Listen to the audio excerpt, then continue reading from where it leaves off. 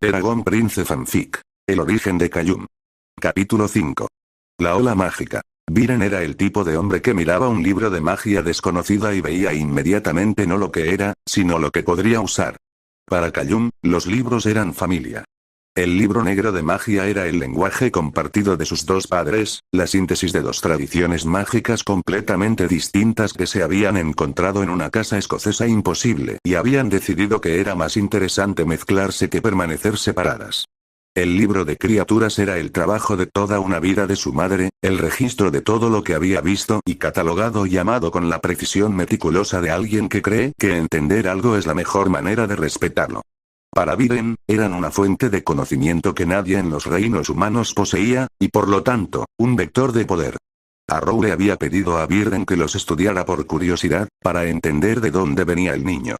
Viren hizo algo diferente. Localizó en el libro de criaturas el sello mágico que Ana había puesto en él, una precaución que impedía que su contenido pudiera ser copiado o difundido sin la autorización de quien lo hubiera creado, y lo rompió. La ola que se expandió desde ese punto central fue visible en Shadia como una perturbación en el flujo del Arcanum. En los reinos humanos, la sintieron de otras maneras. Setas que aparecieron donde no debería haber setas, flores que florecieron fuera de temporada, animales que actuaron de manera extraña durante 3 días. Y criaturas que no habían existido en estos reinos desde hacía siglos, empezaron a aparecer. La primera fue una hada doméstica pequeña con alas de polilla que se instaló en la cocina del castillo de Catolis y empezó a lavar los platos sin que nadie se lo pidiera. Los cocineros tuvieron opiniones divididas al respecto.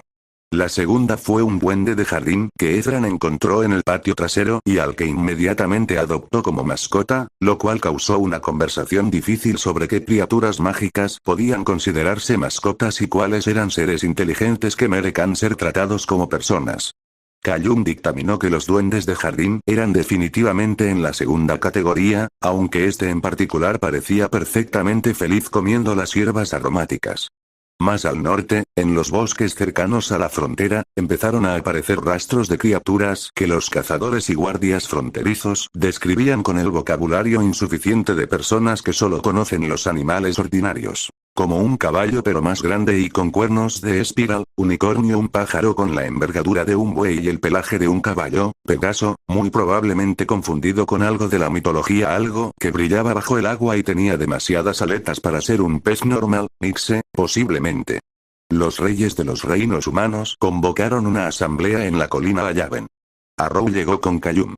No fue una decisión popular.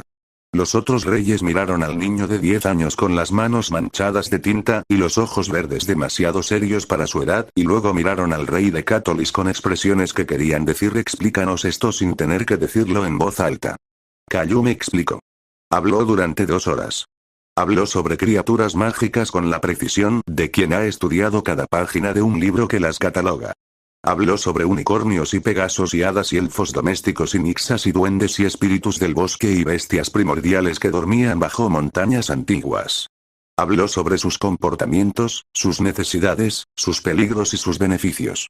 Habló sobre el hecho de que muchas de estas criaturas podían convivir pacíficamente con los humanos si los humanos entendían las reglas básicas de esa convivencia, y habló sobre lo que ocurría cuando los humanos no las entendían. Viren no habló. Solo escuchó con aquella expresión suya de político que está catalogando información para usarla más tarde. Al final de la asamblea, Arrow anunció que Kayum tendría acceso a los scriptoria reales para hacer copias de los libros. Que esas copias se distribuirían a los magos y académicos de los reinos humanos. Que los humanos empezarían a aprender sobre esta magia, una magia que Arrow llamó en ese momento, con la solemnidad torpe de quien está nombrando algo que no tenía nombre, magia blanca, magia antigua, magia del mundo que existía antes de la división, como manera de vivir mejor con las criaturas que estaban volviendo. Viren sonrió con la boca pero no con los ojos. Una semana después, en Shadia, los rumores empezaban a llegar a los oídos de quienes los rumores siempre llegan primero. Y 3 semanas después de eso, los elfos de la sombra de luna venían por Kayum. Parte 2. Capítulo 6. Cautivo en Shadia. La captura. Fue una noche sin luna, lo cual era apropiado. Kayum tenía 11 años para entonces. Había crecido un poco desde el bosque de Ebenere, aunque no tanto como Ezran insistía en celebrar cada vez que se medían espalda contra espalda en el marco de la puerta de la biblioteca. Tenía el mismo cabello oscuro de siempre, los mismos ojos verdes demasiado observadores, los mismos dedos siempre manchados de tinta o tierra según la estación. Dormía con los 2 libros en la mesita de noche, costumbre que no había cambiado, y había añadido un cuaderno de bocetos al inventario, porque a Row le había regalado uno el año anterior con la torpeza conmovedora de alguien que quiere decir te veo sin saber exactamente cómo se dice eso en voz alta.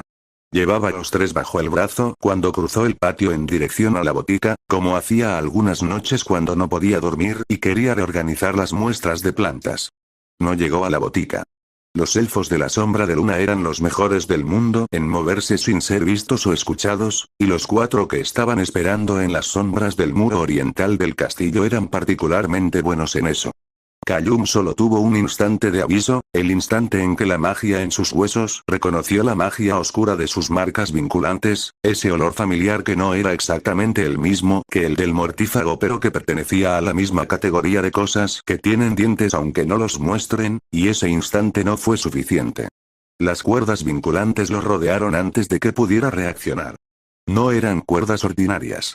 Eran lazos de luna, tejidos con la magia específica de los elfos de sombra nocturna, diseñados para cortar el acceso a la fuente mágica de quien las llevaba. Kayum sintió algo que nunca había sentido: el silencio. La tierra no respondía. El aire no respondía. Sus 4 estaciones de poder se retiraron como marea que baja demasiado rápido y deja la playa expuesta y extraña. Sus libros cayeron al suelo cuando le ataron las manos a la espalda. Uno de los elfos, el más alto, con marcas plateadas en la piel azul-gris y el cabello blanco con mechones rojizos recogido hacia atrás con una severidad casi militar, los recogió con cuidado, como si supiera lo que eran, y los metió en una bolsa de viaje. Kayum de Catolis, dijo el elfo, y su voz era la de alguien que preferiría estar en cualquier otro lugar, pero que hará lo que hay que hacer de todas formas: serás llevado ante el consejo de los archidragones de Shadia. Tienes el derecho a no resistir y el deber de no intentar escapar. ¿Entiendes? ¿Dónde están mis libros?, preguntó Kayum. El elfo lo miró. Era, considerando las circunstancias, una pregunta bastante particular para hacer en este momento. A salvo, dijo finalmente. ¿Me los van a devolver? Un silencio muy breve. ¿Sabes por qué estamos aquí? Sospecho que tiene que ver con la ola mágica de hace 3 semanas, dijo Kayum. Y con las criaturas que han vuelto a los reinos humanos. Y con los rumores sobre un niño humano que usa una magia que no debería existir en este lado del continente. Otro silencio. El elfo del cabello blanco lo miró durante un momento más largo de lo que estrictamente requería la situación. Eres muy calmado para alguien recién capturado, observó. He tenido una vida complicada, dijo Kayum. Aprende uno a gestionar los sustos. El nombre del elfo, Kayum lo aprendería más tarde, era Runahan. Y aunque nada de lo que ocurrió esa noche fue cómodo, Kayum recordaría después que Runahan nunca había sido cruel cuando no era necesario. Lo que no era exactamente un consuelo, pero era algo. El viaje a Shadia duró 4 días. Kayum pasó la mayor parte de ellos estudiando a sus captores cuando creía que no lo miraban, y estudiando el paisaje cuando estaba seguro de que sí lo miraban. La tierra de Shadia era diferente a la de los reinos humanos. Más viva, de alguna manera, como si la presencia del Arcanum en ella hubiera elevado el volumen de todas las cosas naturales un par de tonos. Los árboles eran más altos. Los ríos sonaban más.